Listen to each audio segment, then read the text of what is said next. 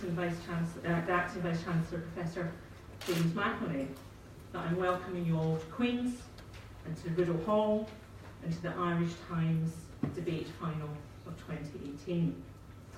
And Queen's University Belfast is really delighted to be hosting the final of this very special all-Ireland student competition. Tonight's event is the culmination of so much work by teams and individuals from each and every university on this island.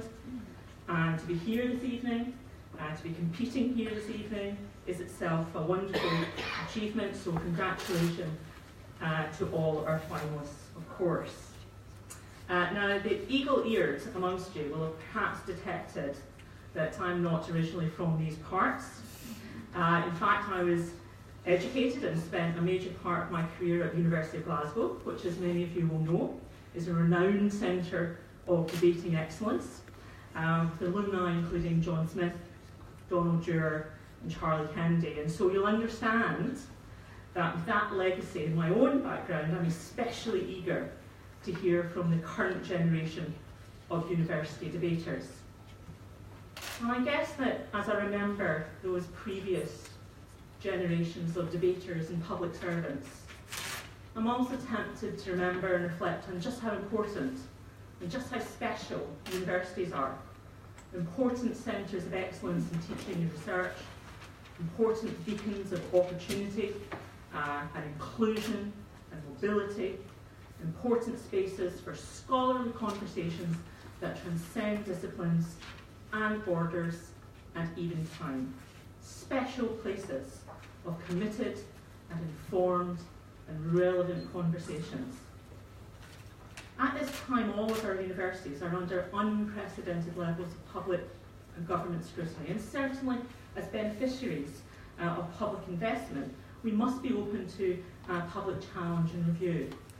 And it has to be the integrity, the quality, the creativity, the meaningfulness of what we do that will ensure our institutional and individual relevance to and leadership in our changing societies and communities. And of course, the skills of debate, the skills of communication, the skills of spirited engagement that we're all anticipating from this evening's speakers are absolutely the ones that we want for all our students, all our graduates.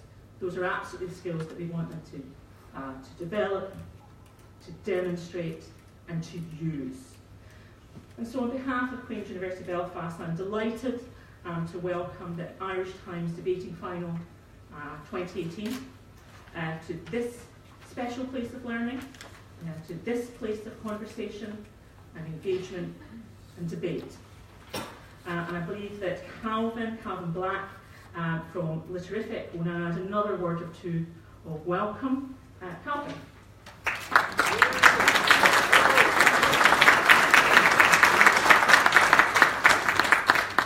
Thank you very much, Professor Scullion. Good evening, ladies, gentlemen, one and all, and allow me to be approximately the 169th person to welcome you to this, the final of the Irish Times debate at Queen's University Belfast, hosted by the Literary and Scientific Society. Woo! Yes, that is the appropriate response. So, it is so good to see all of you here. Congratulations to all of the finalists seated before us, and thank you very much to the judges and to the Right Honourable Lord Judge for taking time out of their busy schedules to appear. I just want to say a very quick and brief few words about the Literific, as it is more colloquially known.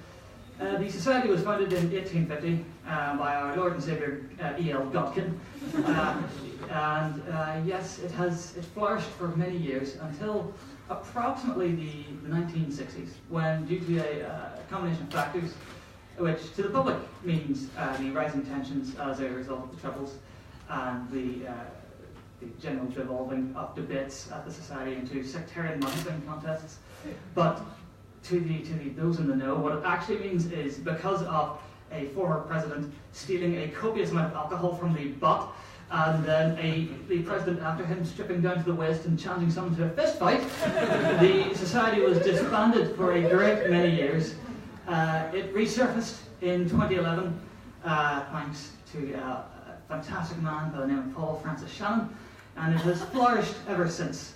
This is the 169th session, and yes, it has been a fantastic year, and the privilege of hosting this debate is most certainly the cherry on top of that.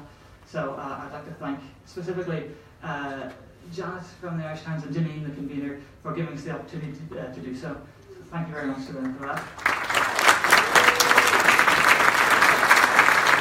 Yes, I am very much so the least interesting person who will be speaking this evening, so allow me to hand over to someone much more interesting, the convener of this debate, Ms. Janine Ryan.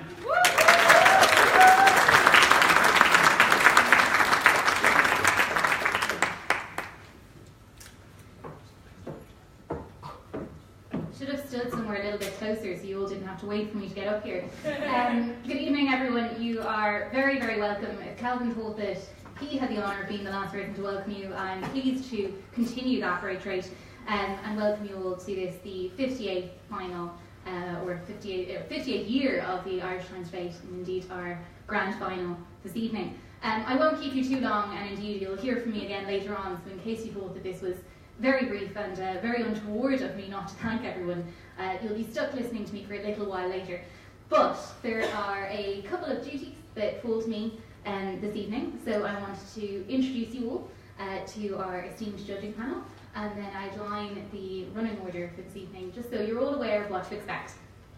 So, without any further ado, we have a wonderful judging panel who have kindly come up or travelled and given up their Friday evening to adjudicate this debate this evening for us. Presiding, we have Mr. Paul O'Neill, the current editor of the Irish Times.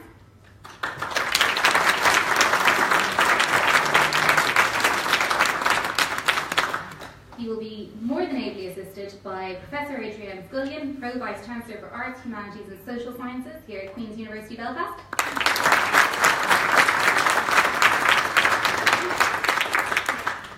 Ms. Margaret Elliott, CBE, founding partner of the Elliott Trainer Partnership Solicitors and Governor of the Irish Times Trust.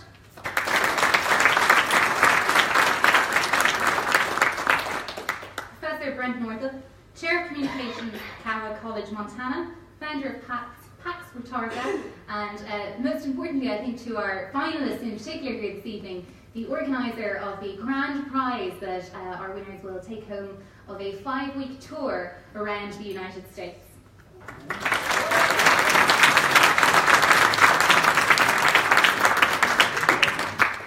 And last but by no means least, Mr. Russell Nairn, a winner of this competition in 2016.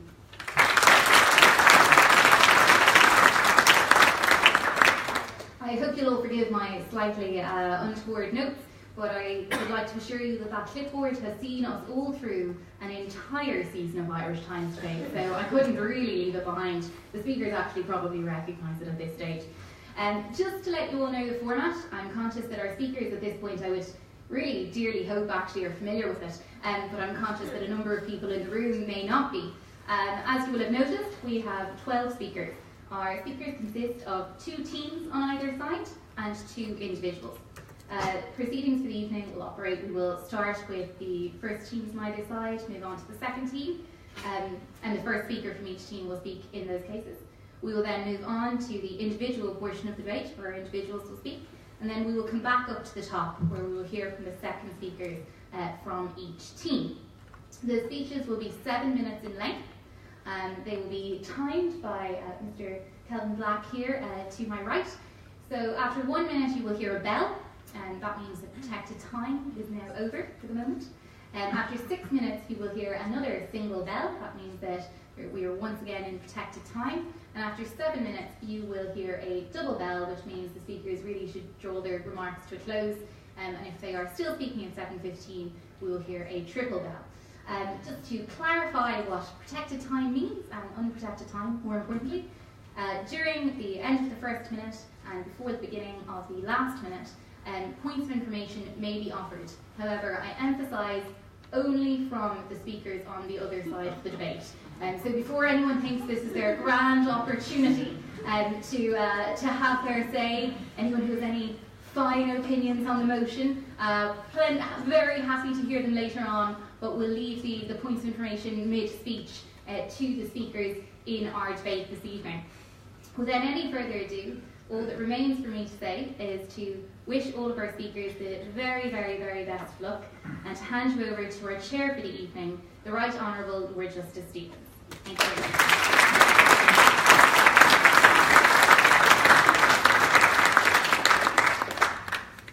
Thank you. My name is Ben Stevens. I have the great privilege and honour of chairing this debate, and if I may say so, to get the show on the road. And can I start by saying that I apologise if I mispronounce any name of any of the debaters this evening. I know from my own personal experience how irritating that can be. One of my given names is Saint, and on every formal occasion that name has had to be announced, it's always been pronounced Singe. And so I do apologise if I mispronounce any name of any of the debaters. My function is to introduce the debaters in turn, and I'm ably assisted by the housekeeper on the left, Kelvin Black. So, without more ado, I'll introduce Sandy and Benny from UCD and LNH to propose the motion. The House believes that Parliament has failed its youth.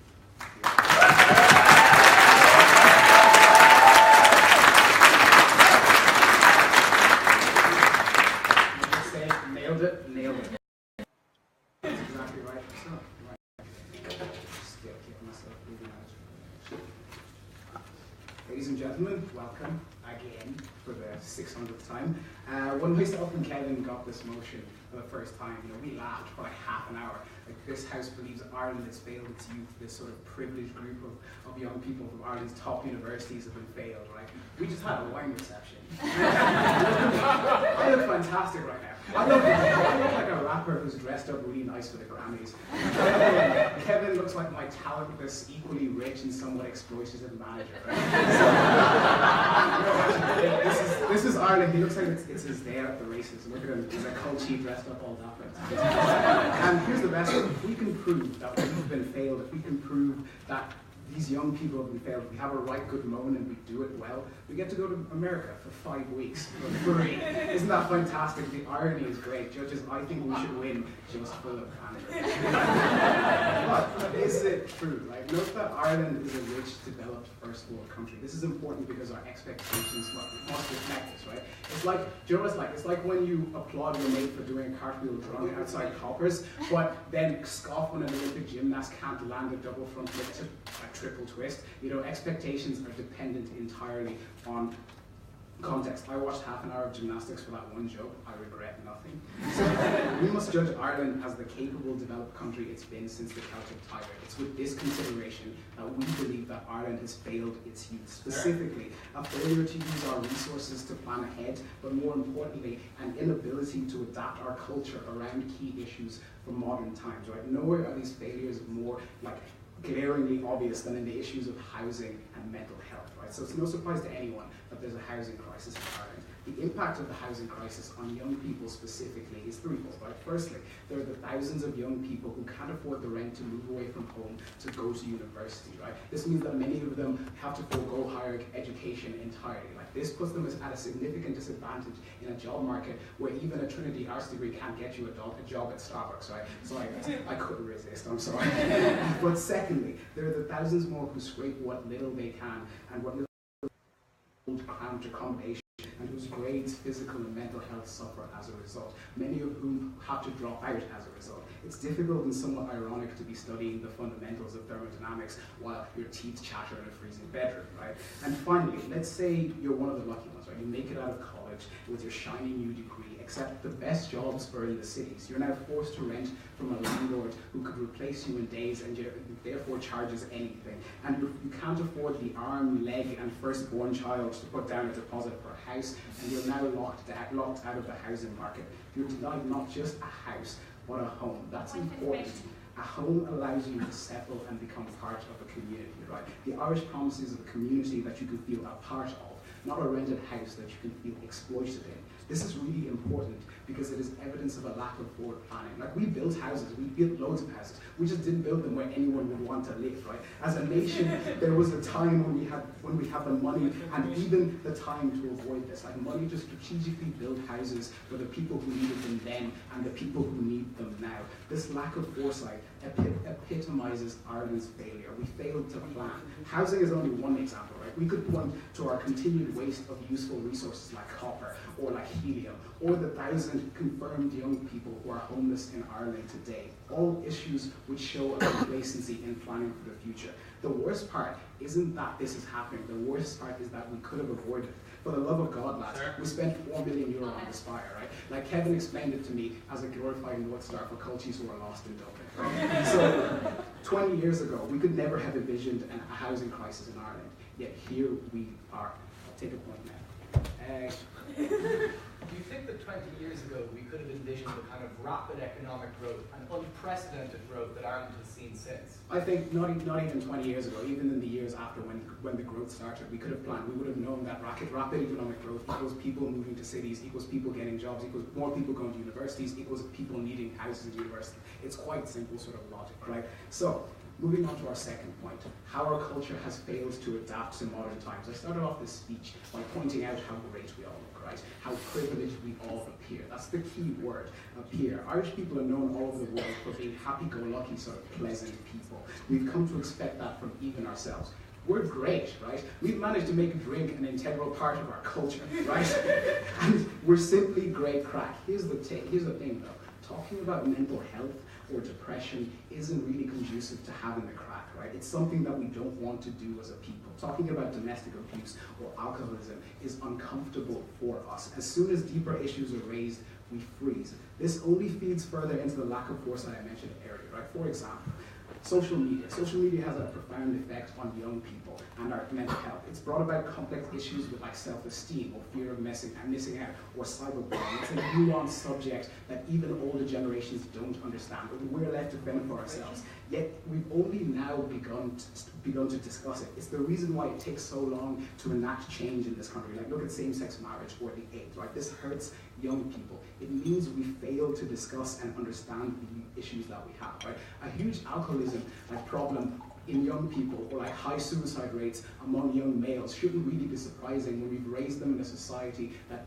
continuously and historically pushes these issues under the carpet. When we insist on maintaining this attitude and passing it on to our youth, we minimize our awareness. Like, why should our institutions or our leaders care when we pretend everything is okay? It is here that we failed. We failed to prioritize these issues, to dedicate the resources required to deal with them, and we failed to change. Imagine the brilliant discussion the 12 debaters up here could have about drink culture, and imagine if that discussion happened across all of Ireland, right? We're not ungrateful. The proposition, and indeed the youth of Ireland, don't expect a utopia. We simply expect to progress. We expect to move past the problems that held us back 20 years ago. We expect to meet the challenges of our future with a culture that has adjusted to the issues that we have in modern times. We have by no means given up. This competition by itself shows you that Ireland has a bright future, that the young people of Ireland have a bright future. However, as we face the defining battles of our generation, whether it be homelessness or alcoholism or mental health, it's sad to think that much of it could have been avoided. It's devastating to know and to see that the battles of the past are still the battles of the future, right? We as young people will not fail Ireland, but it's sad to think that Ireland failed us. Happy to propose.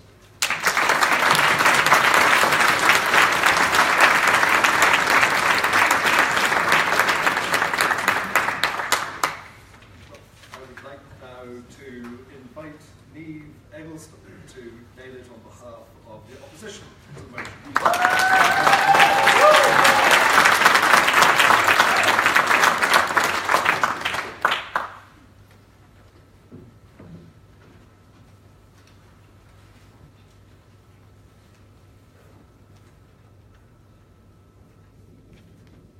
Honourable Chair, adjudicators, ladies and gentlemen.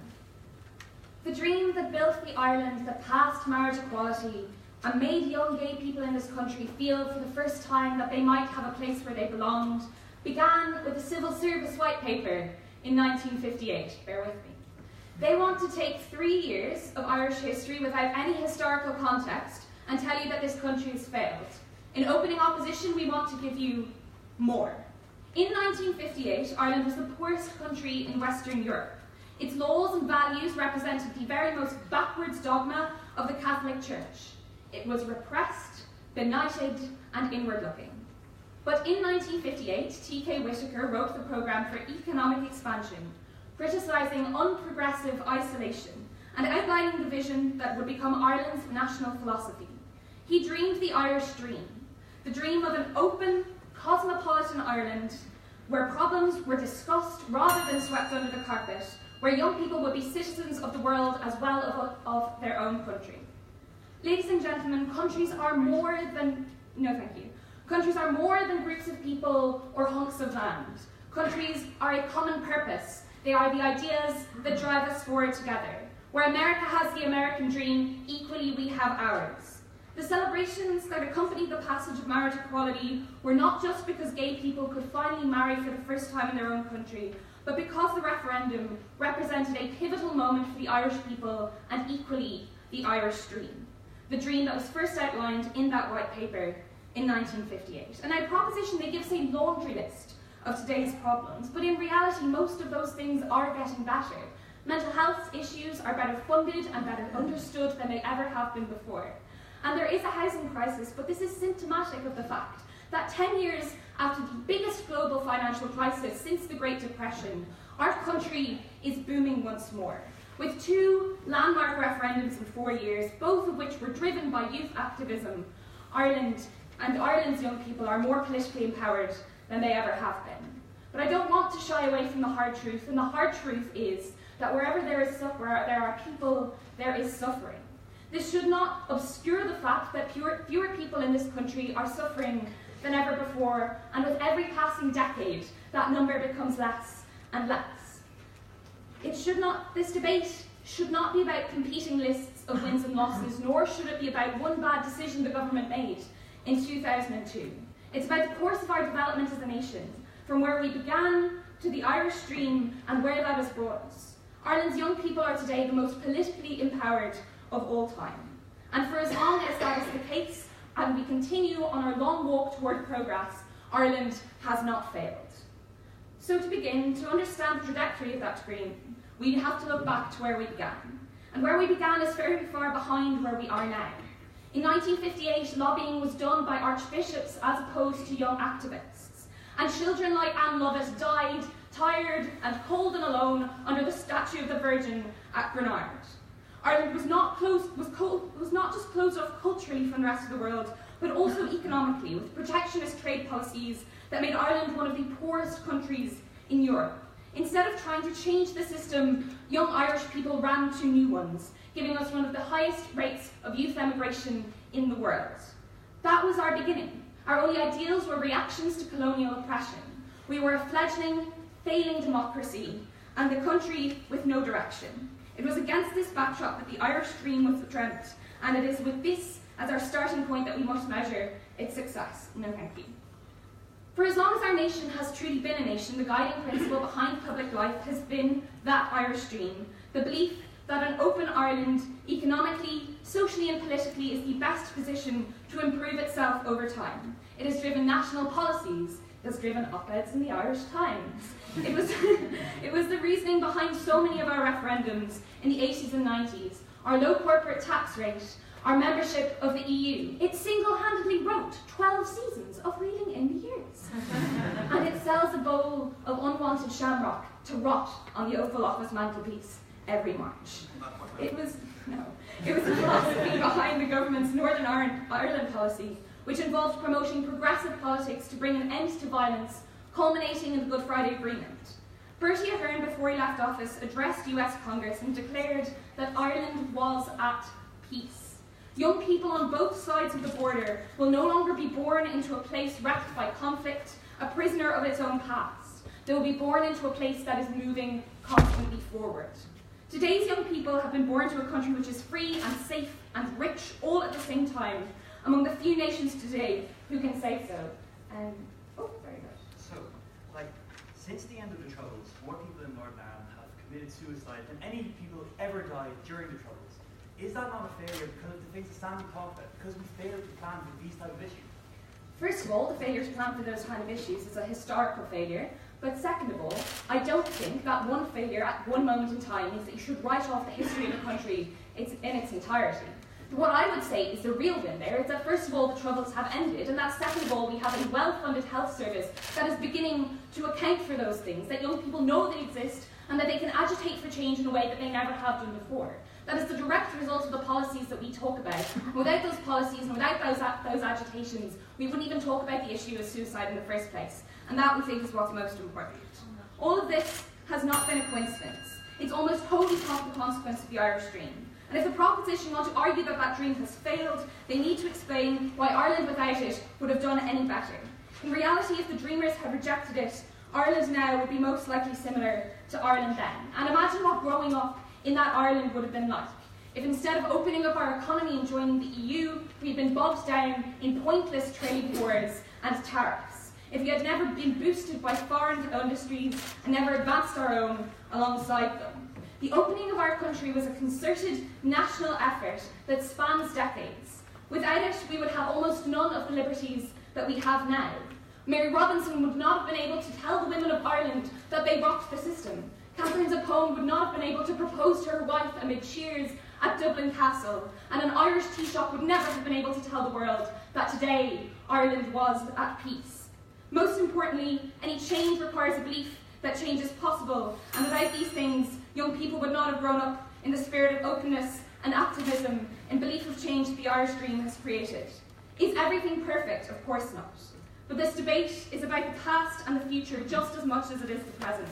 Ireland didn't start today, it didn't start tomorrow, but each day it will be better and better, because each day it will dream better and do better for its young people. We are so proud to stand in opposition.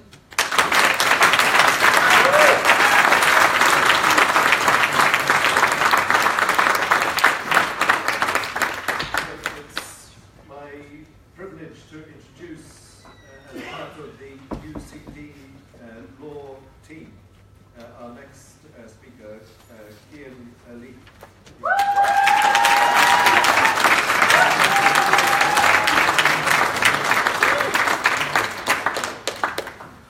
Hello, friends.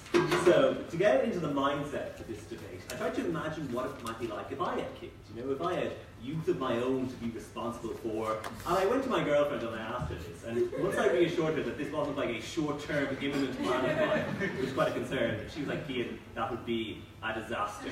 Like, you live on a diet of frozen pizza and Chinese takeaways. You know that you can't get like a baby food version of a chicken curry and chips. So I was like, okay, fair enough. That's a good point. But you know what I would do? I would try. I would learn how to tie shoelaces at last, so I could tie theirs. I would learn to cook. I would learn how those weird fiddly baby grows things go on. And I would hope that they know that I would always do whatever I needed to do for them. And that there was one thing that I wouldn't do, that I wouldn't allow myself to profit from their suffering, that I would not exploit their suffering for my gain, that they would know that I cared about them more than I cared about my God, my wealth, or my power. Those are all things that I intend to talk about anyway, not things that are currently in my possession. I'm not sure if you can have a God in your possession. That would be really cool. I'm used to it. And because there's a reason that people went silent as I started to talk about that. Because presumably everyone in this room can accept that that at least is a fundamental level beyond which we shall not go. That if we do nothing else to our youth, we at least will not exploit them for our own gain. And that's hopefully something we can unite behind on both sides of this debate. But here's the thing about failure. Because it's a very strange concept indeed for opposition to say that a debate that's about whether Ireland has failed its youth, like, is all about the youth of today, right now. Particularly when Niamh tells us that this debate is about the past and the present. We agree, Niamh. But the honest thing that I think as I listen to her is that it sounds, no thanks Niamh, is that it sounds like one of those games, I don't know if you were playing football as a kid, right? And then you had to go into your own house for dinner or something, and you said last goal wins. And you're there like, well, wait a minute, I'm 3-1 up. Last goal wins, I was never 3-1 up. Last goal wins seems pretty unfair there. But all opposition want to talk about is that things have turned out all right in the last few years. That's not okay. That doesn't recognise the great suffering that Ireland has done. The motion is not that Ireland is failing its youth in the here and now. Aidan and I are proud to take the long picture, partly because we think it's a more interesting debate for you, our beloved audience, and our equally beloved judges, but also because context is king. And the problems of the youth didn't begin in 2002 or 1958. Ireland failing its youth is an age-old pattern. It was there long before anyone in this room was born. If I'm wrong about that, then you're looking great for your age. And it will probably, unless we acknowledge it, be there long after we leave. But our problem is not that bad things happen to children. It's that these were all too avoidable things, and the reason we didn't avoid them was because it would have been inconvenient for us to do so. Let's take a look right from the beginning. The first task of any fledgling state is to build social institutions, education, healthcare, a supportive society.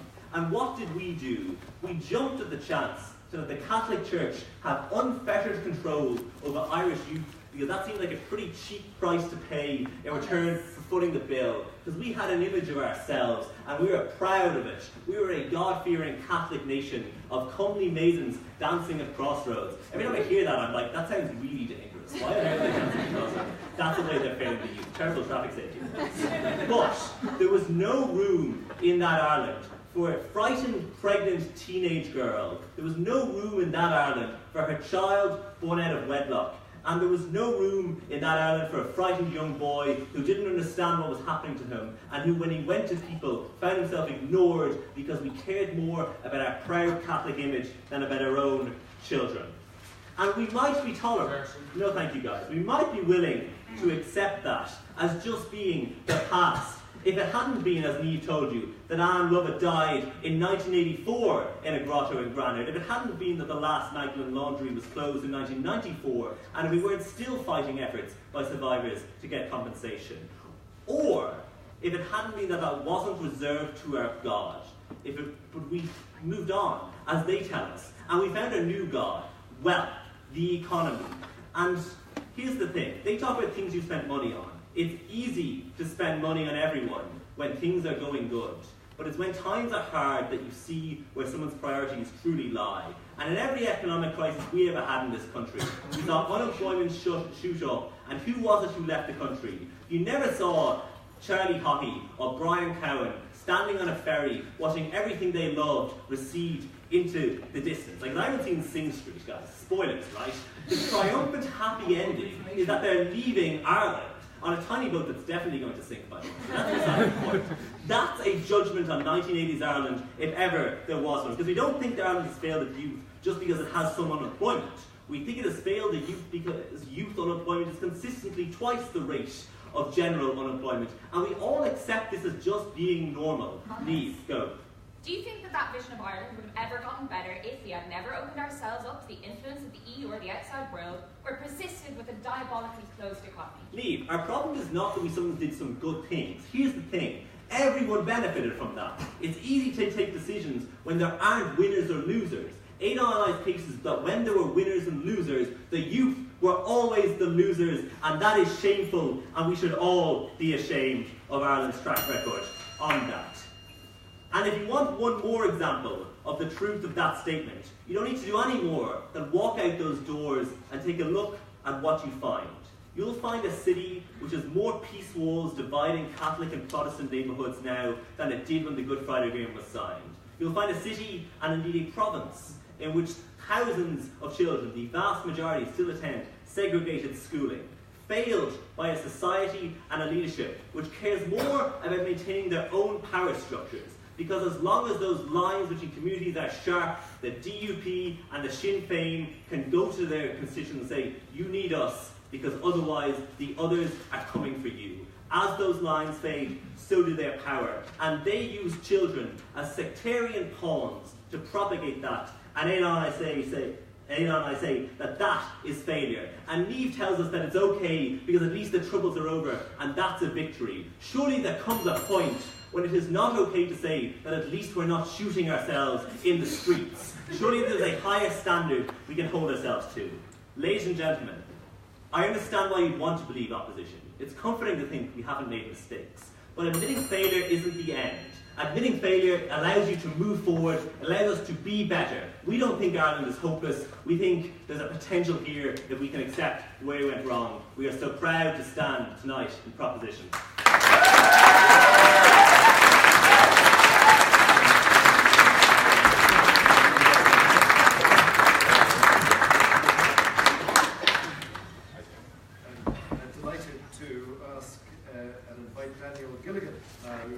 On behalf of the TCD HIST team.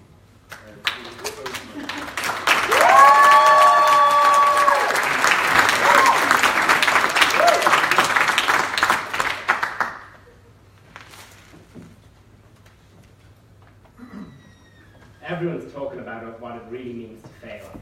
Feels like my evening serve results night. Except there are actually some people who aren't my mum here. Although mum, what a magical night of bowling that was. Ladies and gentlemen, can we know if we failed by looking at where we are now without perspective? Is it enough for this proposition to say that because things aren't perfect for our youth, we failed them completely? Must we ignore the normal men and women of this nation who changed this island from one that was poor, obsessively traditionalist, and paralysed by fear in the face of a changing world into one that was prosperous, progressive, and open? This team from the College Historical Society would say absolutely not. In the last 100 years, there are few countries in the world that have fundamentally transformed the basis of their economy, political system, and culture like we have. And no single part of Irish society has reaped the rewards of that transformation more than our youth. I have two arguments today. Firstly, social freedom. Knowing me, knowing youth. Have we done the best we can do? Secondly, economic freedom. From coffin ship adventure to working in Accenture. Under that first argument with respect to social freedom. Thank you very much. About 100 years ago, a fellow you might know by the name of Jim Joyce, some people call him James Joyce, I'm just kind of, I know him better, said that history is a nightmare from which I'm trying to awake. A nightmare from which I'm trying to awake. The history he knew was one where Irish young people were subjugated by other countries, oppressed by religious tradition, and shackled by poverty. 100 years on, that history is just that, history, and not a lived reality. The fact it isn't a lived reality is because of the courage of everyday Irish people who took enormous risks, challenged unchallengeable institutions, and had the vision to believe that things must be better. No thank you. They did all that, and they won. These people were Ireland. These people are Ireland. It is those people, not the church, not the banks, not the vested interests of political elites, who this proposition must accuse of failure. What were the sacrifices those ordinary people, as well as T.J. Whittaker, made, and what do they mean for the youth of today? First, Ireland has one of the strongest democracies in the world. Irish young people can say what they like, are empowered to vote in regular referendums, and can choose their representatives with one of the fairest systems known to democracy. I am, of course, talking about that sweet, sweet single transferable vote. We can't immediately implement all the policies young people demand, but nowhere is the ability of young people to make those demands and have them listened to greater. This was never an inevitability. Ireland was born at a time when democracies were crumbling across Europe and fascism was on the rise. Instead of becoming a victim to that trend, Ireland's people and their leaders consistently chose the path of democracy, of freedom, and in the aftermath of a bitter civil war, conciliation. Fast forward to 2015. Support for marriage equality amongst young people across the world was incredibly, incredibly high. But Ireland was the only country to allow its people give an answer on that question through popular vote. It was the first country to do so. No thank you. Moreover, for much of the 20th century, the Catholic Church controlled Irish life. From parish priests ostracising you from the community for not turning up to Mass, to Archbishop John Charles McQuaid infecting the ideological character of our Constitution, all the way to the Magdalene laundries. The young people of this country had their paths in life dictated to them by an unimpeachably powerful, unelected institution. Ireland had the immense bravery to stand up to that institution against all the odds. Ireland's bravery can be seen in Marie Collins, who among countless other victims called out the institution that had scarred them so desperately and which they knew had the power to do so again if they spoke up. It can be seen in the women of the Irish Women's Liberation Front, who risked arrest, who risked ridicule to bring contraception from the north to the south and make it clear how egregious it was for the Catholic Church to dictate sexual morality to our country's people. It can be seen in Mary Robinson, who was lambasted by the mainstream press and political elites for holding a pro-choice position at a time when that position was deeply unpopular. What did the Irish people do? They recognised her integrity, they turned around and they elected her president. Finally, we must acknowledge people all over this island, but particularly those in Northern Ireland, who after decades of sectarian violence chose to put aside animosity and come to the negotiation table. People on both sides who'd lost children, who'd lost parents. Those people had the immense selflessness to try to forgive what for many of us would be totally unforgivable so that they could build a brighter future for their children. Tonight, we are those children, the first generation in a long time to grow up with peace on this island. All these people have paved the way for an island where young people are free to live their lives as they see fit and where the possibilities for Irish society are limited only by the scope of our ambition. On to our second argument with respect to economic freedom. No, thank you. This country's economic decisions have consistently prioritised the future and those young people who are likely to occupy it. The island my grandparents grew up in was one where most Irish people had to choose between working for little money in the same job that their parents worked in, the same job that their grandparents worked in, or leaving Ireland and facing exploitation and discrimination in a country which was as scary to them as the instability of Bitcoin is to us plugged-in entrepreneurial teams. Both within Ireland's borders and outside them, today's young people are more empowered to create lives of their own choosing than any generation that has come before. Why is this the case? And I'll take 8 on them. You don't like our list of failings, and you just give us a list of successes. Presumably they're not the only things that matter. So tell us this. What would Ireland have had to do to fail its youth? Well, all of the failures that you mentioned, our case suggests that a lot of them aren't to do with normal Irish people, the people who make up Ireland. They're to do with the church, which is an internationally imposed and historically entrenched institution. They're to do with banks, which we had very little control over, which were criminal in their behaviour, which the Irish people knew nothing about. When Irish people found out about those things, Irish people made brave and difficult choices. Our case is a case about the normal people who actually make up Ireland, and not just those at the top. It is therefore one that is more comprehensive than your one. Within Ireland's borders and outside it, today's young people are more empowered to create lives of their own choosing than any generation that has come before. Why? Within our borders, we've consistently prioritised the urban over the rural, the innovative over the traditional, high-skilled services over agriculture. As a strategy for economic development, that's a young person's game. That said, emigration has always been a fact of Irish life. The young people of Ireland's past who sought a better life were forced to board coffin ships, which, aside from everything else, were incredibly poorly branded. Today's youth are welcomed into positions of prosperity in Dubai instead of poverty in Philadelphia. This happened because where once only the most privileged could access secondary school, now we have the highest proportion of school leavers entering third-level institutions in Europe. We invested massively into our young people and gave them the education they needed to weather even the toughest of economic storms. Countless Irish people over the past 100 years not only didn't fail us, they gave us more than they ever owed us. Incredibly happy to have us.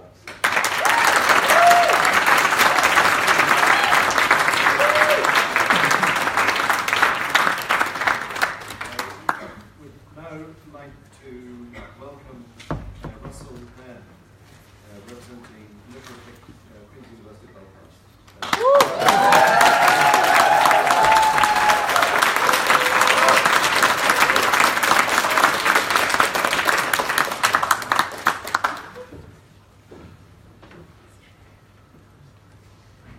How do you fail a nation's youth? You can ruin them economically, you can destroy their prospects of ever owning a home, you can bog them down in political institutions so inherently absurd that they're driven into bitter apathy. This is all true, and you've heard fine points from the team from UCD regarding that. However, it appears that our opposite team is obsessed with economics. You can fail people outside of economic factors. Indeed, as I see it, the primary way in which you can fail a nation's youth is by failing to pass on an appreciation for the nation itself. Ladies and gentlemen, it is my solemn opinion that by failing to sufficiently pass on and embrace its cultural heritage, Ireland has failed its youth and abandoned them to the abyss of globalistic homogeneity. In doing this, I'm going to highlight how Ireland has failed its youth by failing to pass on its language, failing to initiate a greater cultural revival on the island, and I'll also go into detail as to why these particular failings are amongst the most egregious. Ladies and gentlemen, the Irish language is a running joke. Amongst the youth of the Irish nation, it's little more than a thankless chore, thrust upon us for 14 years of our education, then swiftly discarded and forgotten.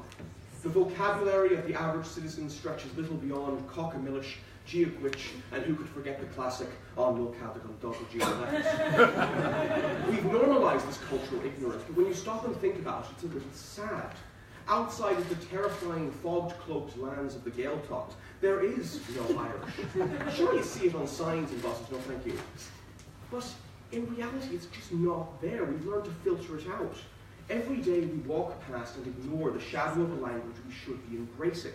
It exists, but it exists beneath our notice. And this is the true way in which Ireland has failed its youth. Regarding language, because surely you could argue that this is a global problem, an unfortunate fact of modern life. Indigenous languages are swept aside to make the way for globalized lingua francas. Or at least that's the excuse we've been using. The reality doesn't quite hold up. Language experts put Irish fluency somewhere around 3%. Yet all across Europe we see instances of people being able to speak both their native language and English. Bilingualism is encouraged where we ignore it. Even the Welsh have a fluency rating of somewhere around 11%. Were we to look at how other countries are promoting their native languages instead of rehashing our tried and failed methods for it, we may have a chance. But as it stands, ladies and gentlemen, we're being beaten by the bloody Welsh. The Irish language is dead in annum only. But Ireland has failed its youth by failing to pass it on properly to future generations. However, Ireland's failure to its youth reaches far beyond its disregard for its language and extends into an overarching failure to pass on and adapt Irish cultural heritage as a whole. The Irish state has failed not just the youth you see before you tonight, but generation upon generation of Irish youth. Look, for example, to the GAA, an organisation with a reputation as little more than a cynical money-making racket. Half its funding ends up in Dublin, and the organisation is constantly bombarded with allegations of corruption and match-fixing. Groups such as this should be championing. Go ahead. Do you not think that people's love of the game of GAA that they play for free is part of their love for the Irish tradition and the Irish culture that you say that we don't have? And I'm saying that in that particular instance, whenever this culture is embraced in any instance, such as the GAA, it ends up corrupt. However, as I'm going to go on to, it more often than not is not embraced at all. Groups such as this should be championing contemporary Gaelic revival amongst the youth, and are instead prime examples of how such efforts, in their inadequacy, are failing the youth. Look to how Ireland has failed to pass on its cultural heritage in regards to music. Your average Irish youth bops along to the like of Drake and Taylor Swift, whilst through what isn't necessarily their own fault, they have zero familiarity with our rich musical tradition. As far as they're concerned, the rocky road to Dublin is the N4. Once again, you could respond to this by blaming globalization. Say it's a problem everywhere, there's nothing that can be done, and leave it at that. However, in reality, this is little more than an excuse we've come up with to make us feel better about our failure. Even in the face of this rampant globalization, or perhaps more accurately, Americanization, countries such as Indonesia have been fighting back. Their indigenous genre of dangdut is most popular amongst the youth, and outperforms pop music by some 20%. The reason is that in the face of global homogeny, people have fought back and actively adapted traditional stylings to be more pleasing to a contemporary audience. In matters of passing on cultural heritage, Ireland has failed its youth by being too rigid, then immediately capitulating to Americanization and pretending there was never a fight to begin with. We have failed to adapt culturally, and as such have failed to pass on our culture to youth. My examples have focused primarily upon music and sport, but all across the world we see instances of people fighting back and adapting their native cultures to create unique art forms and activities which can be celebrated by the youth. Look to India's Bollywood film industry, for example. The industry is beloved by the Indian youth and unites them over something that their people have created. Where's Ireland's dangdut? Where's Ireland's Bollywood? The truth is that Ireland has failed to institute any form of adaptive, large-scale contemporary Gaelic revival, and as such has failed its youth on a cultural front. First Op has lauded you with the supposed benefits of over-globalization, but I'm going to round off my argument here by talking to you all about why Ireland failing to pass on its language and cultural heritage to its youth is such a major issue. In the words of Take That, Never forget where you've come here from. The Irish cultural heritage is amongst the most rich and iconic cultural heritages in the world. In our failure to pass it on, we resign ourselves to being little more than America light. I love the Irish dream. I'm all for it. However, I don't want to see it become homogenized and over-Americanized to the point where it's indistinguishable from the American dream. It is both a waste and a major failure to be in possession of such a rich cultural history and to do nothing to pass it on. The political disillusion we see amongst our youth today can, in my mind, be traced directly back to our lack of a strong, coherent Irish identity, as much as it can be linked to outstanding socio-economic factors. Ladies and gentlemen, we have allowed the Emerald Isle to grow scuffed and scratched through our carelessness. We have left it on the mantelpiece to gather dust, and should we not take it down and polish it soon, it may very well never glimmer for us again. Our language is unappreciated, our culture is unadaptive, and our Irish identity is in tatters. Ireland has undoubtedly failed its youth. Thank you.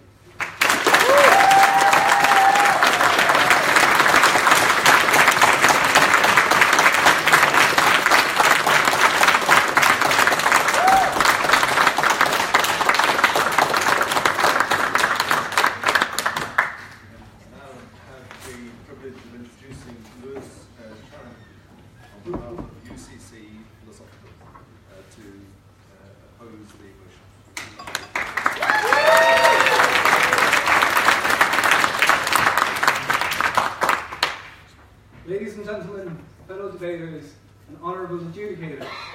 So it's come to this. 12 college students mandated by a national paper, the Journal of Record in fact, to slag off the parenting abilities of a single mother. Alas, Erin, you deserve better. You deserve better than to be ridiculed by a reenactment of a Monty Python sketch. I'm sure you know the one. All right, but apart from the sanitation, the medicine, education, wine, public order, irrigation, roads, a fresh water system, and public health, what has Erin ever done for us? I might also add access to a rich cultural history to that list. The reply is rather apropos. Well, she brought peace. You deserve better because to cast judgment upon our dear mother Erin through such an accountancy is unfair, for it guarantees her failure. It guarantees her failure as it would any other state.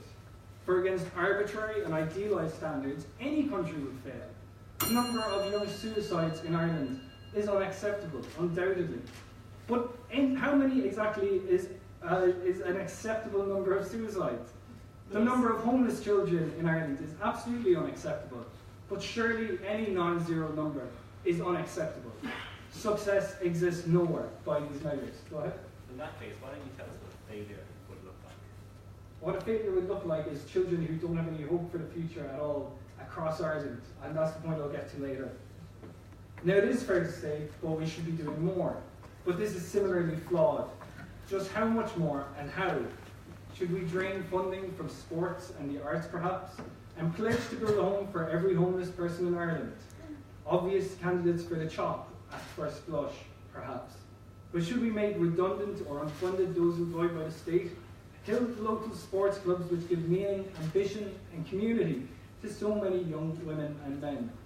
Funding mental health services is not the only, nor the most important means of reducing the suicide rate.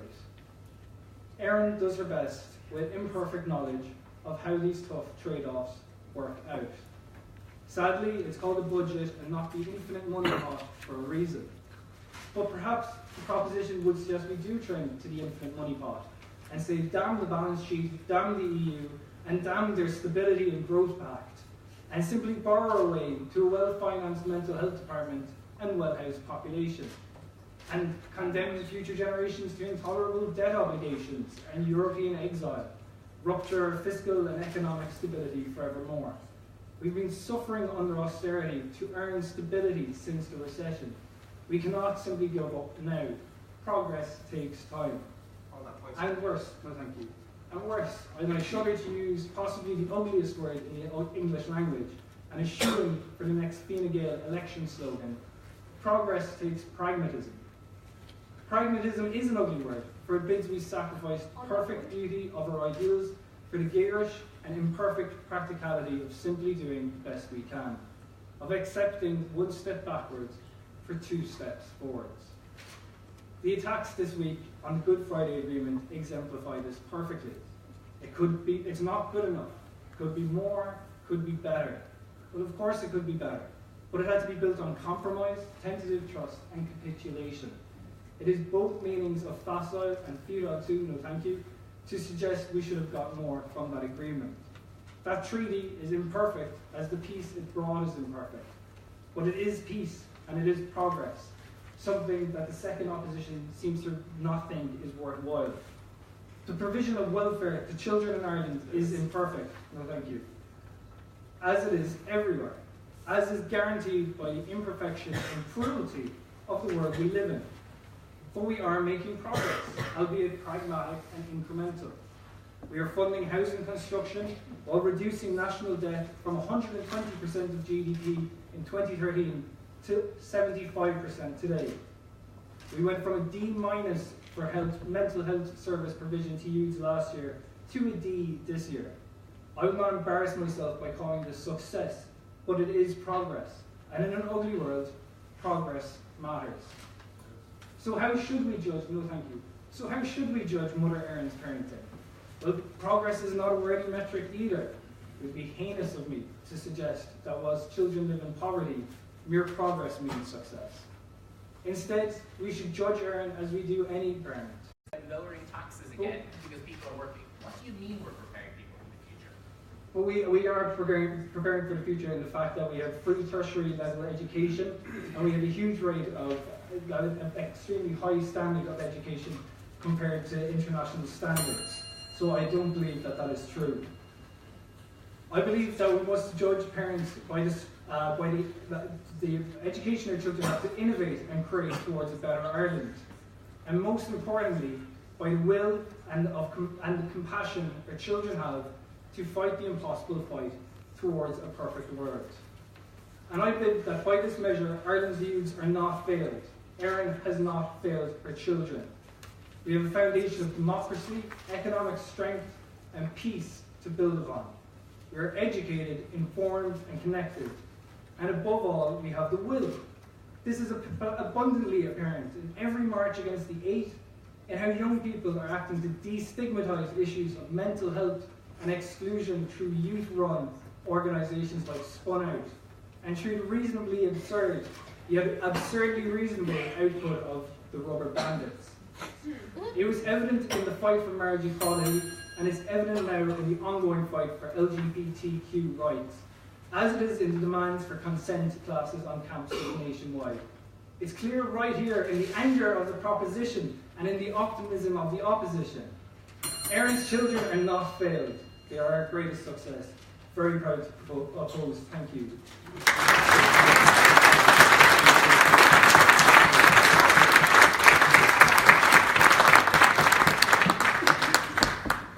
We now look forward to Amy Green on behalf of UCD LNH, opposing the motion.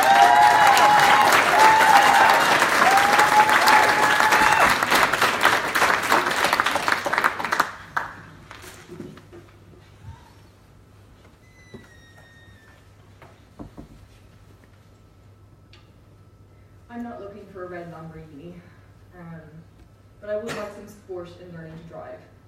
And I think that that's something that we need to focus on in this debate beyond just the tangible, beyond immigration or the housing market, although that's a disaster I only know living in Dublin and struggling to do so.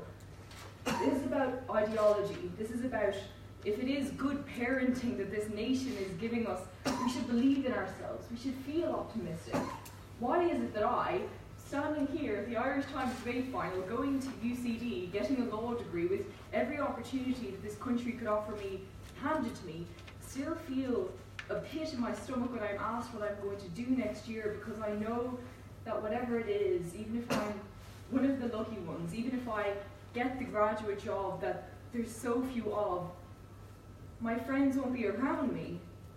They're all gone. They're all leaving. We've given our children an education, although I will contest the standards of that with the policies they're constantly implementing with the ratio of teachers to students, but regardless, yes, internationally it does compare well. but we come out of that education and we don't have a home anymore because we are being exported. If we have learned anything from the conversation around the 8th, it's that we can no longer export our problems. We need to provide for them here, and we're not.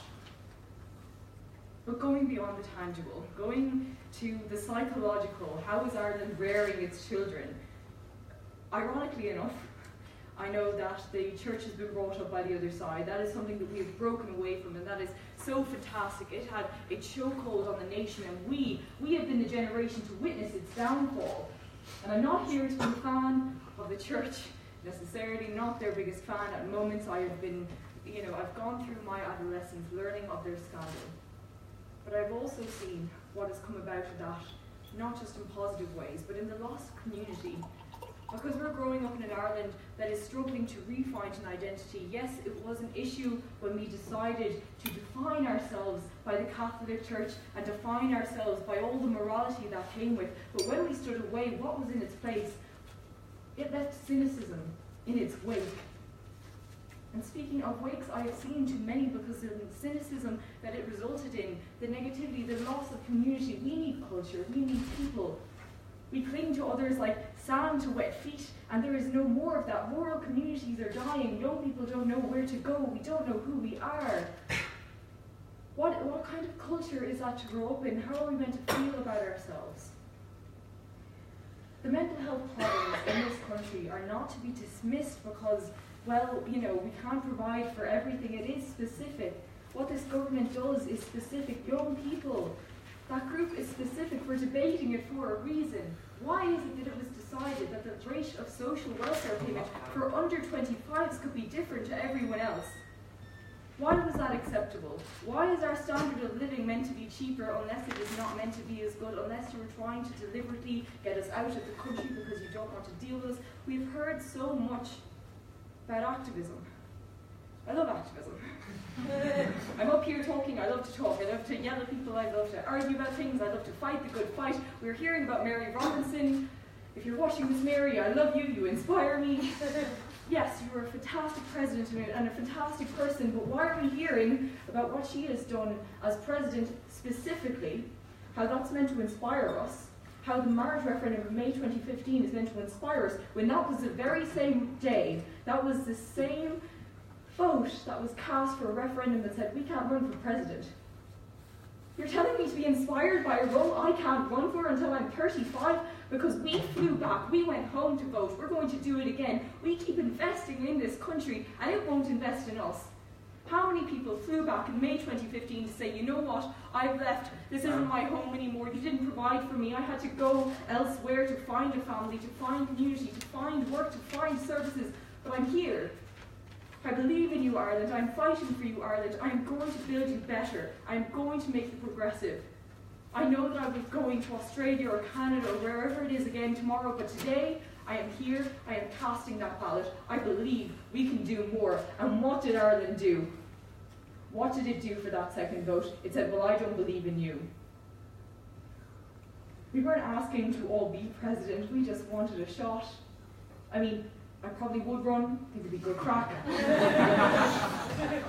Amy for Prez. However, you said no, you said don't even put them in the race. Young people, they're addicted to their phones. They love Snapchat, they're narcissistic, they're whatever. I mean, yeah, little, we're also engaged. We're also trying, we're hearing about the 8th Amendment, about marriage referendum, all these things we're fighting for, and you keep telling us, do better. Or find it elsewhere and come home after. Why can't we start here? I'll take a point of time in closing. So, if Ireland was such a failure, could you point to an example elsewhere that does not benefit you? Absolutely, and that's the problem. The mental health rates in Ireland, we have one of the highest rates of suicide across all of Europe. That has been consistent for the past 5 years. The UN reports on children shows that for one of the most developed nations, we are failing them spectacularly with 1 in 5 not even having a home that isn't a hotel room. SNAs are being taken from schools. The teacher-student ratios, as any parent will know, are absolutely horrifying. As any, like, I went to the hairdresser this morning. As you can see, I don't look like Hermione Granger, which I usually do, a bit less busy. Anyway, she was asking about this wonderful event. What were we talking about? I told her the motion. She said, "Dead right." She's a son who just graduated a couple of years ago as a teacher, and the conversation is so common. You could walk into any service and pick up conversation with someone. They'll know someone who has to immigrate or who's going to because they don't have anything here. They've been failed by someone. We also all know someone we've lost. I've seen too many funerals from my time. I was about to say I'm 21. I'm actually just 22. I almost forgot. We are failing our young people because if you look across other nations, we can't just pick the worst examples and say we're doing better than them. We've more people in university. We've more people whatever. We have the resources. We are making choices, choosing to cut welfare specifically for under 25s. That was deliberate. The housing market, who is it targeting? Rural Ireland is dying and we're not investing in transport. How are people from the small communities surviving? How are they connecting? Not only are they immigrating, the people who stay here, we don't have services anymore. We don't have communities anymore. We don't have our friends here anymore. No wonder we're so depressed, and we're hearing that there's investment in the health system. Show it to me. We deserve better. We came home. Home to vote. Home here. We want this to keep being our home. We invest in you, Ireland. Please, invest in us.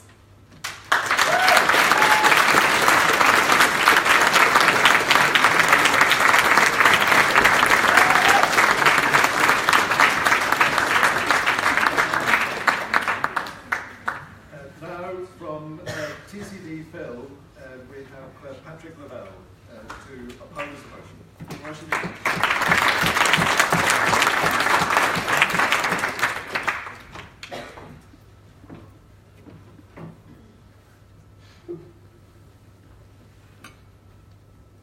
Ladies and gentlemen, you're going to have to excuse me, I've quite a sore throat tonight, so I might sound a bit weird, but I'll battle on anyway.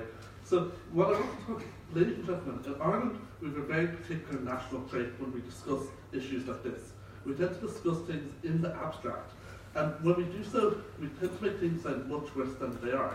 I think what we love to do in Ireland is to be self-critical, to catastrophise issues we face beyond any proportion that exists in reality. And even when we do achieve successes, we still find reasons to be critical and to complain about it. And that's really what I want to get into tonight, because you see this everywhere, in comment sections in the Irish Times, just in everyday conversations in pubs, cafes, kitchen tables. And there's really very few areas where we do this more than when we talk about youth, when we say we failed our youth. It's just a common refrain we go to. But what I think we need to do is take a step back tonight, because when it comes to parent when you do so, is that a lot of this discussion in the abstract doesn't reflect all reality. We need to get real and actually look at the reality as it is, and that's exactly what I intend to do in two ways. So firstly, I'm going to give you a comparative approach, which I think has been missing. Surely we can't understand ourselves, our own successes, without comparing ourselves to others and without analysing that. And secondly, I'm going to take a contextual approach and look develop what's come before and look at where we've come from. Before that, just a little bit about the cultural point we heard, because I just want to deal with that. I think the Irish language point, the last census indicates there's been a significant increase in the Irish language speakers. It's booming in Dublin, and Dalton's about to get status in the Irish language speaking area. It's an example of how Wales schools are booming. Likewise in music, simply engaging with the outside world isn't a bad thing. People like Dolores O'Riordan, who mix rock at the same time with a very Irish twang, is an example of engaging with the outside world with their indigenous culture. But moving on more quickly to about my issue about how we need to be comparative in this debate. Because what I tried to say about POI was to the last speaker was to ask exactly, could you give another example if we're a failure somewhere that isn't? Because when we look at us by most global measures, we're an extremely successful country. We have a very high level of freedom, high lifestyle standards, as we've heard, an excellent education system. And if you want to be comparative and look at, yes, we have very serious issues with mental health, but they're shared by most of our European peers. Most of the Nordic countries have a more severe problem there than we do. And most people consider them exceptionally, not frankly, about very successful countries. Likewise, housing, yes, it's a serious issue, but we need to contextualise that in the fact that 5 years ago, no one would have predicted we would have emerged from the economic crisis so quickly. And to solve a housing crisis simply because building a house takes more than a couple of months it takes a couple of years before you can solve any economic problem of that nature. That's important. Yes, Ross. The entire reason we had an economic problem of that nature was because of the immense fiscal irresponsibility that failed our youth and led to these kind of situations arising. So I'm actually going to briefly say, I'm going to put my contextualization point in the second half. That was our first big economic boom. I think we can somewhat understand that in that context. We're going to talk about that in a second. But just finishing this point off, because I want to pick up on the education point again. Because when we heard a lot from last speakers about emigration and how we failed our nation, but if we want to look at this from another angle, we can look at the fact that our young people are some of the most skilled people in the world. And in this world we live in, to be given the ability, the fact is we're a small little island, we're never going to have enough, there's certain things we will never have employment in by virtue of that fact. And by nature of the fact that we equip our young people to go be who they want to be, no thank you, to be able to achieve what they want and have the skills to follow their passions is a good thing. No matter where you look in the world, small island countries have high emigration rates. And surely it was a good thing. Surely if you look at comparison to other bailout countries during the recession, our youth unemployment rate has recovered much quicker, and also just the stats aren't as bad, don't compare as badly. But more importantly, to get on to that question of whether Ireland has failed its youth, I want to take that put that in context and develop what my own side has brought to you today. No, thank you. So I think what Prophet Noor is a very important context, which is that we're a tiny little island of a slightly bigger island off the European mainland. We have no natural resources of note, and for most of our history until 20 years ago, the vast majority of our population lived in great impoverishment. And this is relevant because when we're looking at this motion, we need to ask what we mean by Ireland. Because surely the most sensible meaning is its people. So we're talking about whether older generations, older policymakers, etc., have given us an Ireland that we can be proud of and that hasn't failed us. And in that sense, I think it's clearly the case that's not the case. Those people grew up, as we heard, in an Ireland that was very repressive, that had appalling economic stats, that was the poorest country in Western Europe. And today we inherit a country that's quite frankly transformed. If you look at high levels of human rights and freedom, we look at a really booming economy, one of the fastest in Europe, only a couple of years after an economic crisis. And what older generations have given us is a completely transformed Ireland.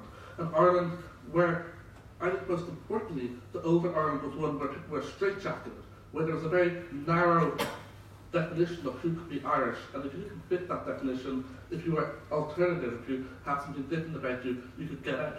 Or if you had a problem we didn't consider desirable, go elsewhere. And I'm not saying those issues are solved entirely. What I am saying is that the older generation have delivered to us a transformation that is, quite frankly, unprecedented globally.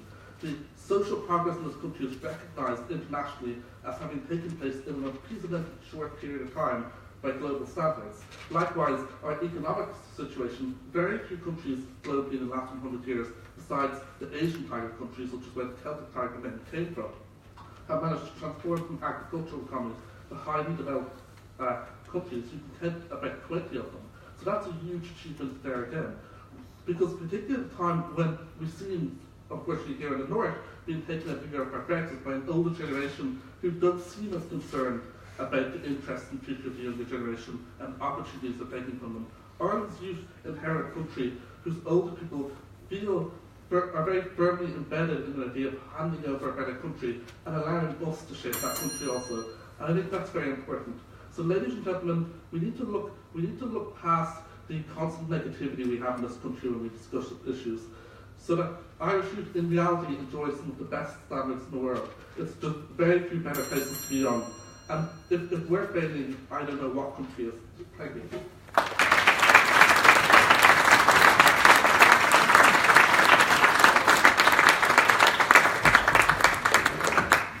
It's a great pleasure to ask Kevin Brennan on behalf of UCD LNH to propose a motion.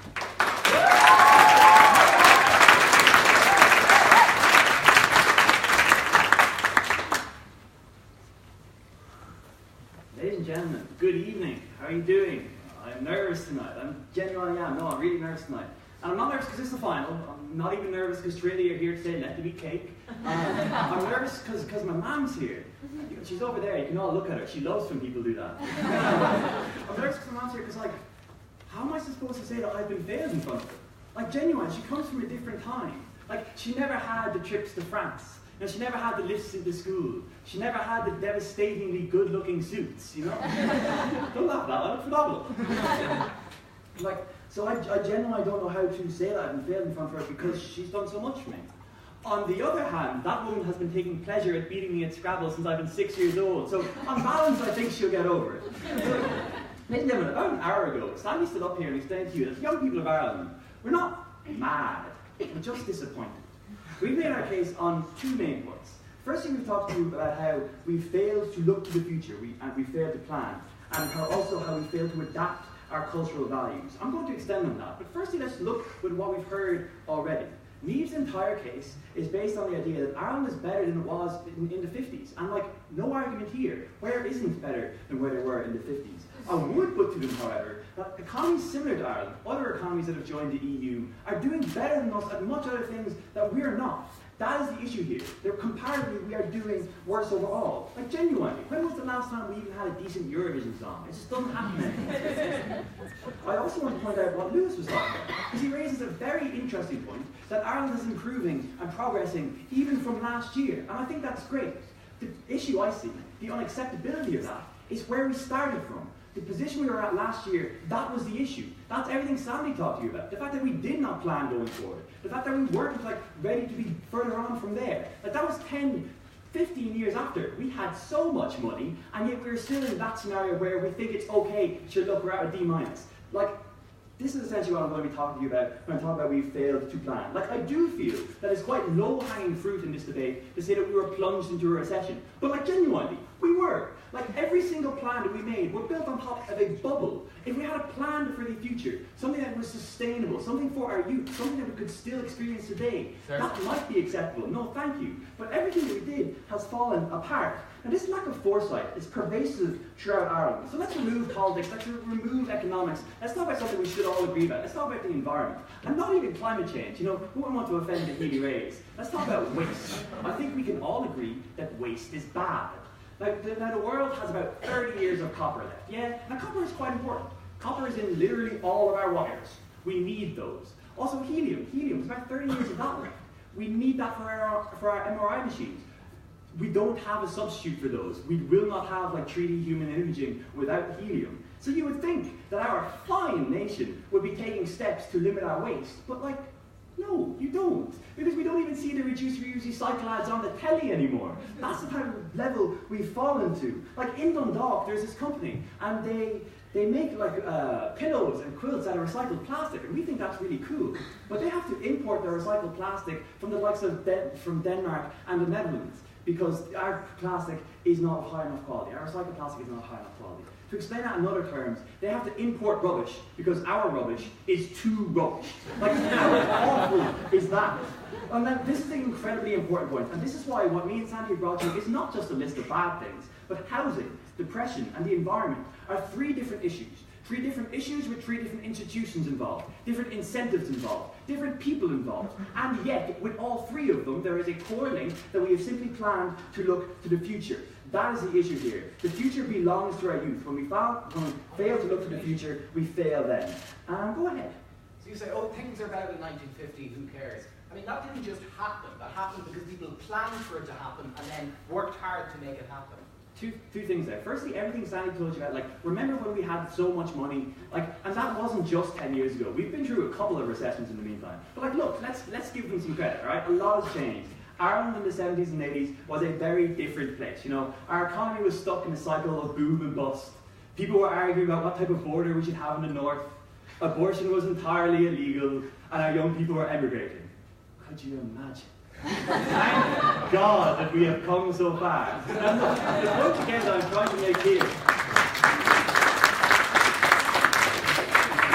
Cheers. The point again that I'm trying to make here is that it doesn't matter all the good we've done or the bad we've done. It's what we would have expected to have done. That's why, like, having growth in our economy is due to joining the EU. Like, we would expect that. But having the 4th highest suicide rate among high-income countries, they're the people we should be comparing themselves to. That's the reason why we have been failed. And also, the opposition's entire argument it's clever. Like, I'm not going to lie, it's very clever. Also, entirely based in Dublin. They say that we are far more liberal than we ever have been before. Please wear a repeal jumper going around Leitrim. They say that we have a much better economy than ever before. If you go west of the Shannon, they are struggling to field GAA teams. And Daniel's response to Éireann's POI is blaming the church, entirely forgetting that the church is still quite strong in rural Ireland. That is still Ireland. They are basing their entire argument on Dublin. We think that's unfair. Same Trinity, so.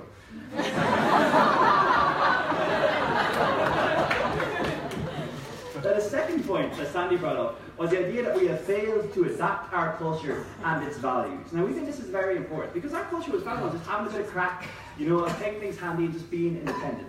Now, previously this worked for us. This worked quite well. But that goodwill permeated throughout our communities and drew us all together. That helped us in rural Ireland. But like, drink culture is a disaster. Every 7 hours rather, someone in Ireland dies due to alcohol abuse. And like, 30% of our young people under 18 admit to drinking. The worst part of that is none of you are surprised, and you all think that the number should be higher. Like, we have a mountain of evidence saying that like our obesity rates are too high, our alcoholism rates are too high, and the closest thing we've ever come to change is Operation Transformation. And ladies and gentlemen, Operation Transformation is probably the dullest television show I have ever seen. Like, we just keep pushing these ideas underneath the carpet and don't talk about them. They say that doesn't happen anymore. They blatantly lie. Now look, I don't enjoy claiming to have been let down when my parents did so much for me. And I plan to make them proud. Like, that's what all young people plan to do. We have our own challenges for the future. We're going to deal with the consequences of globalization. We're going to deal with growing sea levels. We're going to deal with the fact that like not everyone is included. We are going to include everyone, be they gay, black, or culty. We plan on doing all of those things. But first, we must defeat our past before we can find our future. We must pay back debts we never borrowed. We must break down stigmas we were born into and fight a drinking culture that's plagued Ireland for years. Young people will not fail Ireland. That's why it's so heartbreaking for me to say that Ireland has failed us.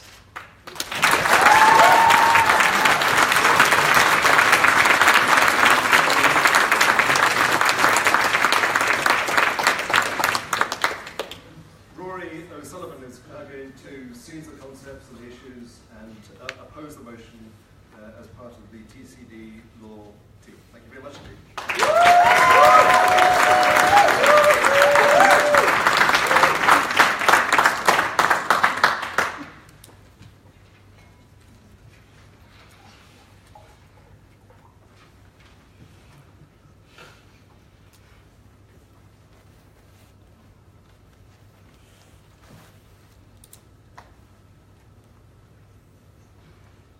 The year was 1935. Ireland had no money. Colonial rule had left cultural ruins, so that Irishness was embedded in repressive institutions and nobody knew that mental illness existed. And then an amazing thing happened. Eamon de Valera clicked his fingers and suddenly we had a world-class education system, excellent mental health services and free abortion on demand for all, and nobody ever suffered again, and they all lived happily ever after. Except they didn't, because that never happened, because it's magic and is unrealistic, just like this proposition is utterly unfair and unrealistic. Government, always, everywhere, is the art of sailing a leaky ship that doesn't want to go anywhere. They are wrong to suggest that our government has failed just because they tacked with the wind and went forward bit by bit instead of barreling in against it and being blown back. Our case in the TCD Law Society is that the direction and strategy of the Irish government over the last number of generations were not an accident. The impacts of that strategy were not an accident. They were in fact deliberate. They were a mark of devotion and effort, and what led to them was massive. The word that we had for that was, or the term that we had for that, was the Irish dream. And any charge of failure, given the effort that went into that and the impact of it, would be unjust. I think it is madness for first proposition to say that there was a lack of foresight when so clearly the impact has been so great and so much foresight was needed from 1958 to the present day, even earlier, in order to achieve that.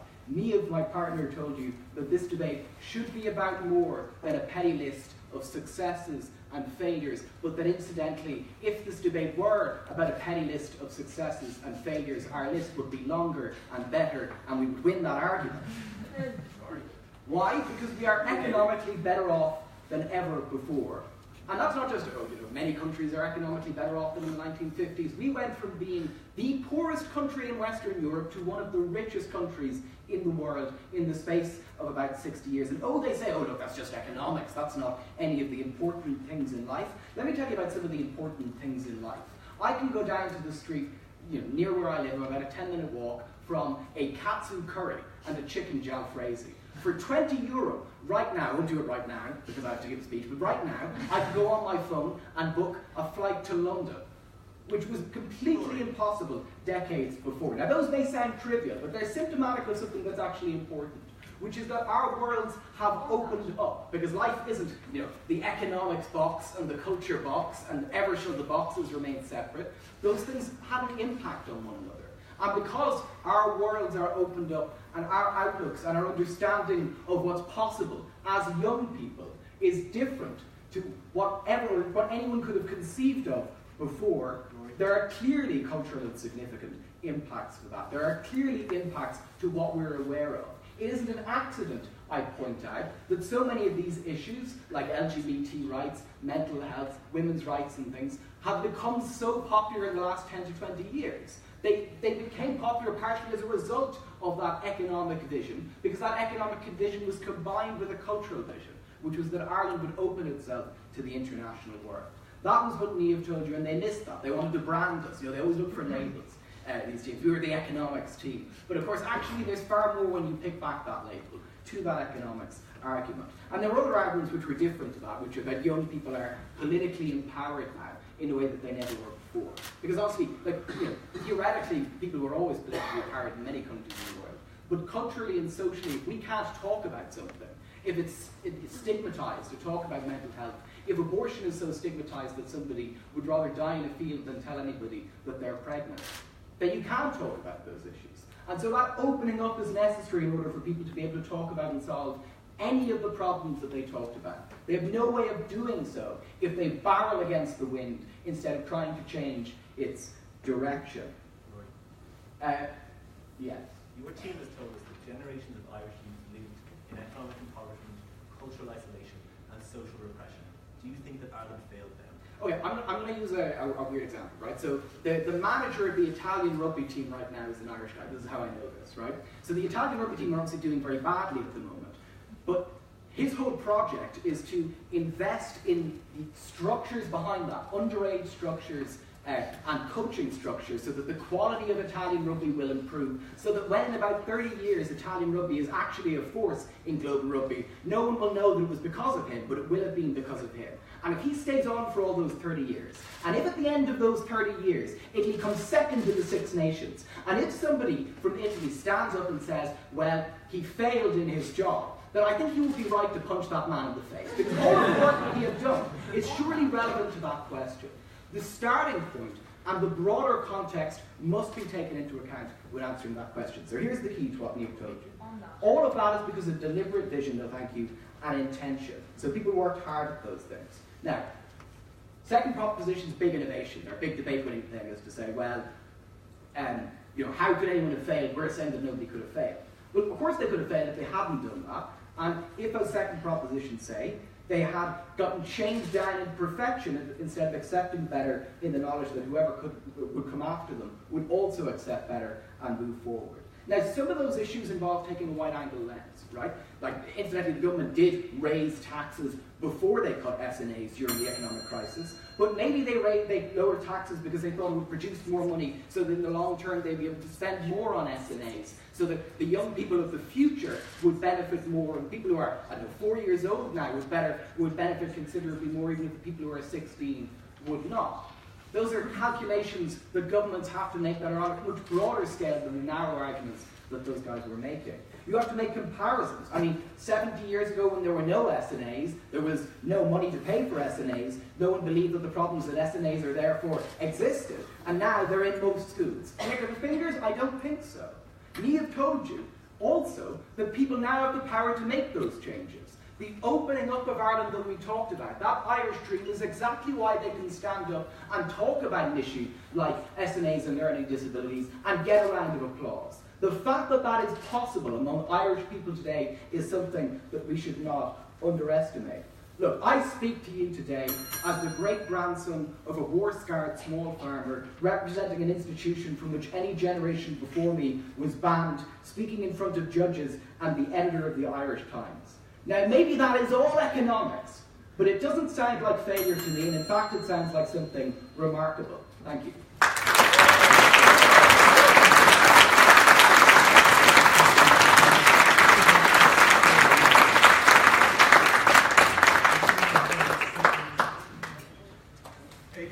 Pilo, on behalf of UCD Law, has an opportunity to persuade us to support the motion.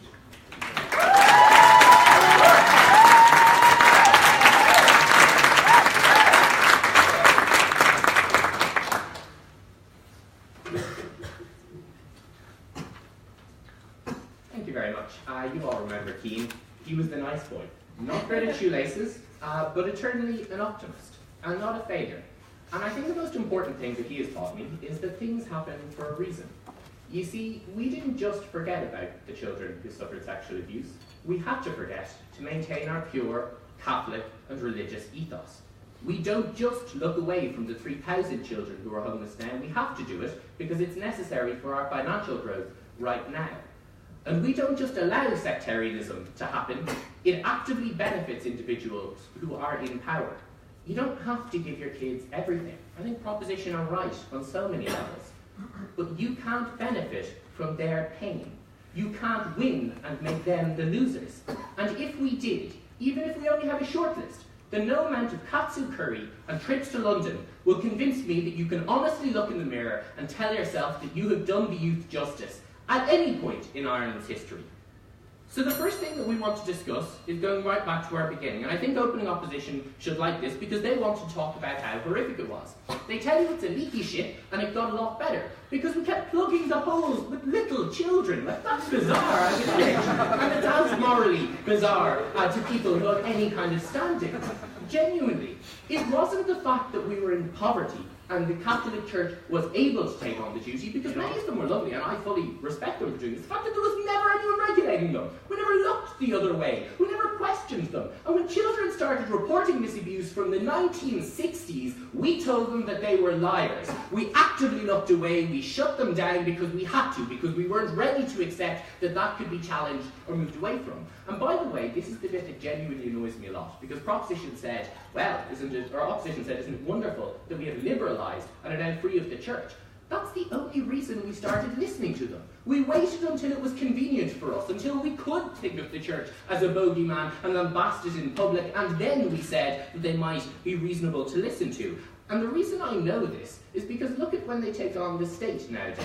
Look at the Quirk report, look at the redress that we're meant to be given, and the fact that we are fighting members from the Magdalen Law Gym who were submitted there from institutional schools, and the state is trying to save every single penny that they can. Why does this matter in the debate? I mean, I suppose it's because our bad relationship with children has gone back through the generations, that it's not good enough for these snowflakes to decide that we're the only generation that should be succeeded, and that all of their suffering was worth it. So many children are constantly forgotten because at every stage there is a present and there is a future, but there are never the young people who need us right now. That is not acceptable. No, thank you. That is not something that you can say in terms of succeeding them. But they did want to talk about economics as their main benefit. They said that we should pride ourselves based on the economic advances that we've made.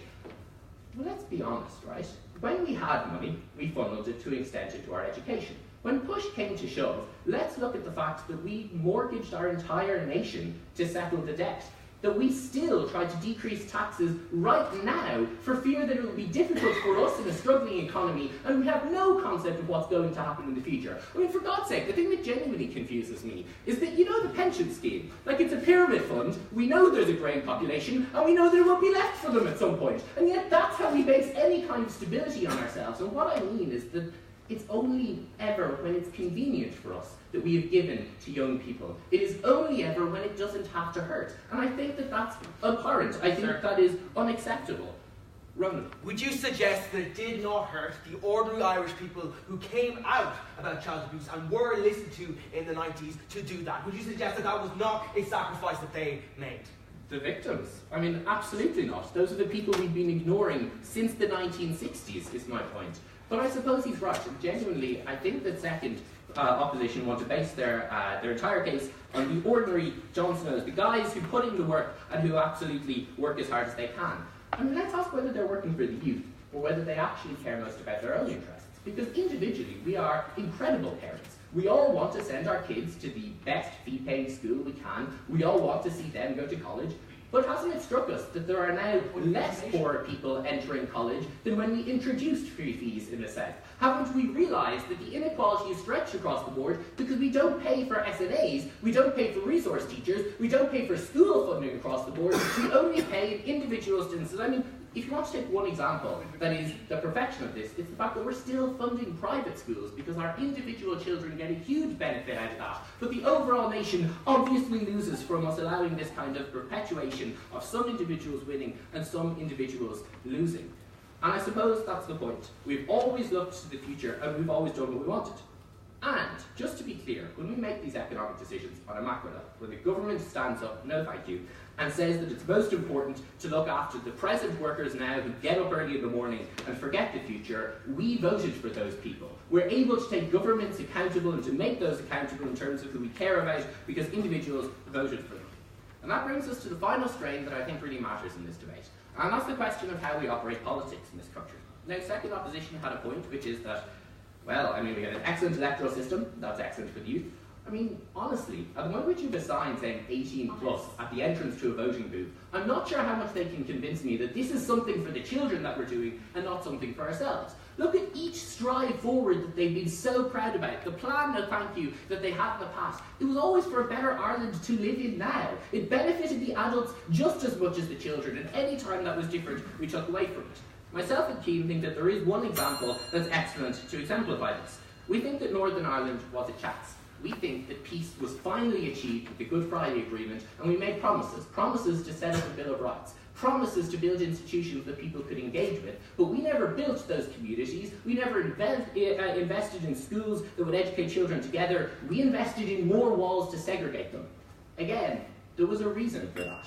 It is handier for Sinn Féin and for the DUP to maintain their political platform based on that segregation. The children that grow up in a Northern Ireland that is this close to pushing them back to violence are the victims who are propping up political power for other individuals. I mean, I also wonder whether I'm going to have a kid someday, and it's a lot less funny than Keane's, because it's terrifying. I mean, honestly, I think that I might laugh when they need me to support them, that I might cry when they need to get support. But I know that I will never look away when they say that they need my help. I know that I will not put myself first. If you do that, even once as a nation, you cannot take yourselves seriously and tell me that you have not failed the youth. That is not acceptable. We're very proud to propose.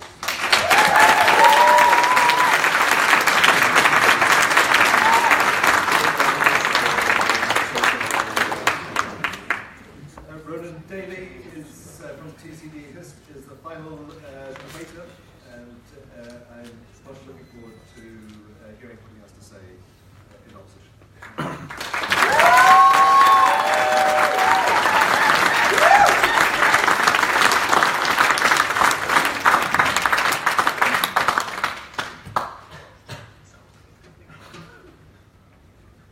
Chair, adjudicators, ladies and gentlemen, this proposition sees no end to the problems facing Ireland's youth. And look, they're right to say that we should seek to do better, and we do admire their idealism.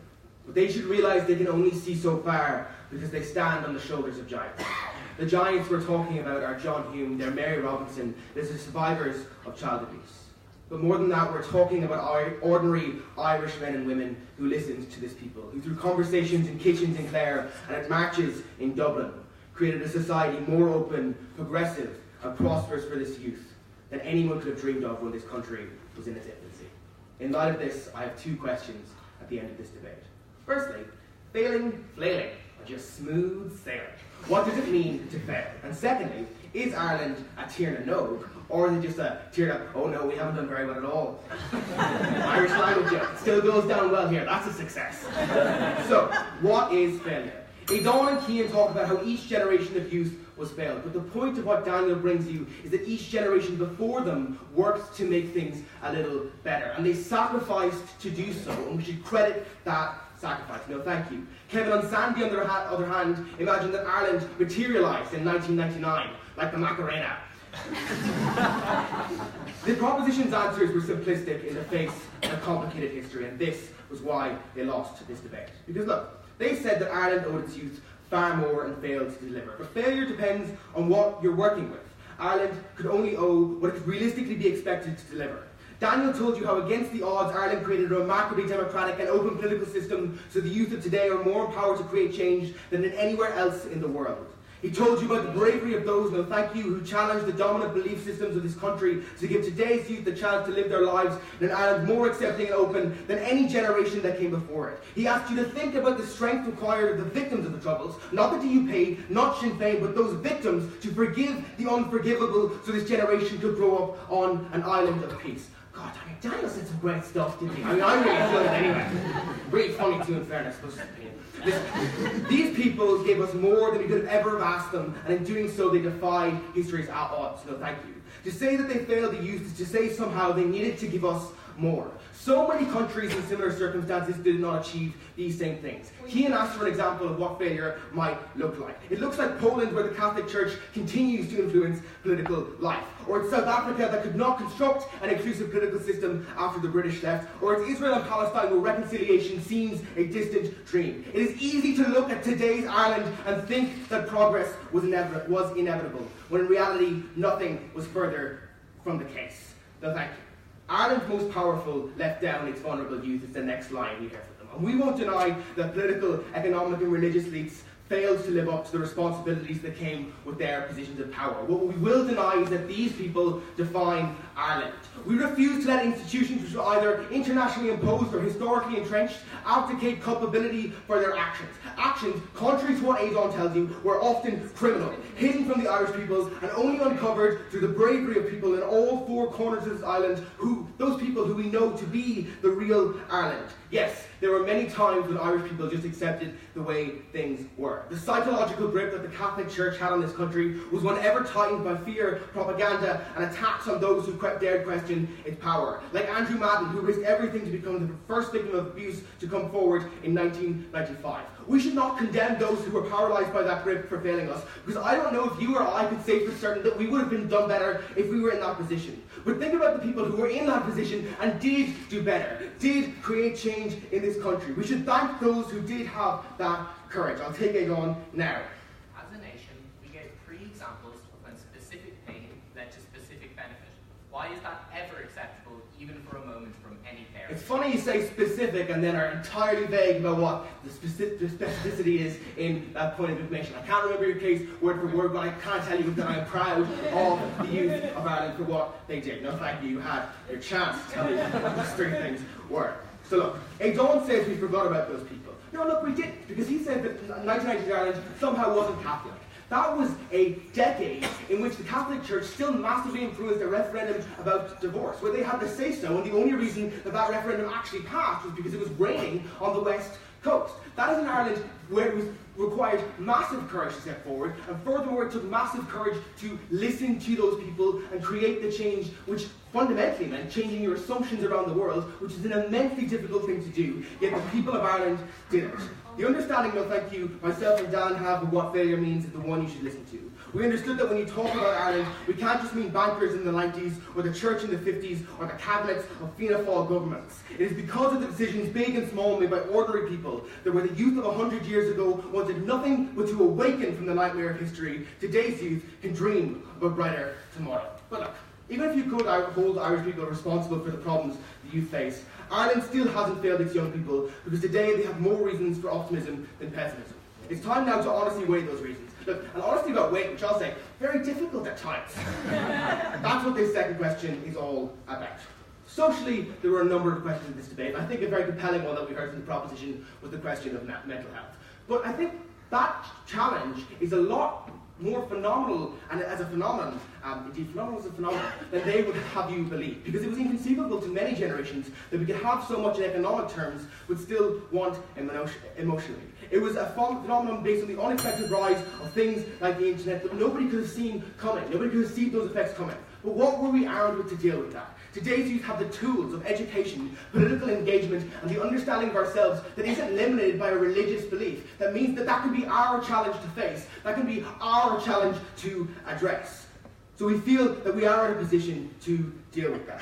But look, this team from the College Historical Society was proud of an Ireland that had overcome the terror of the Troubles to build a country where today's young people don't live under the shadow of violence. That gnawing fear of violence that so much of Ireland felt for so long is far more important than any transient financial crisis. That peace was built on the generation that worked so hard and sacrificed so much, and they deserve our gratitude. Look, Sinn Féin and DUP did play political games, and we condemn them for that. But think of how much courage it takes to be within that community and still forgive, accept the negotiations, accept the sorts of compromises which have to be made to create peace. That means so much and needs to be weighed in this debate. Look, at the end of the Irish Times debating competition 2018, we really do have one person to thank. They've got so much to the table, been in every round, and worked tirelessly to make this competition what it is. Obviously, that person is me, actually. Because myself and Dan talk to you about the real people of Ireland, why we're immensely thankful for the progress they've made, and why for that reason we're proud to be Irish, and we're looking forward to a brighter tomorrow. Thank you very much.